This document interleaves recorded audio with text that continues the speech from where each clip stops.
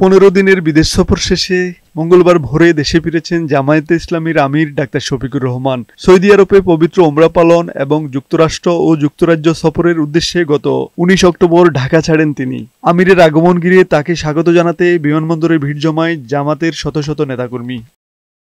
লম্বা এই সফরে বিভিন্ন বৈঠকে দেশের জনগণের স্বার্থকে গুরুত্ব দিয়েছেন বলে জানান ডাক্তার শফিকুর রহমান। চলমান রাজনৈতিক অস্থিরতা নিয়ে জামাতের এই শীর্ষ নেতা বলেন, মতের ভিন্নতা গণতন্ত্রের সৌন্দর্য, তবে মতৈক্য প্রতিষ্ঠা জরুরি। যুক্তরাজ্য এবং তুরস্ক, সেই তুরস্ক থেকে আজকে এখানে আসলাম। সেখানেও সরকারি বেসরকারি বিভিন্ন পর্যায়ে আমার অত্যন্ত গুরুত্বপূর্ণ মিটিং হয়েছে, যেখানে গিয়েছি জনগণের স্বার্থকে, দেশের স্বার্থকে সামনে রেখেই কথা বলার চেষ্টা করেছি।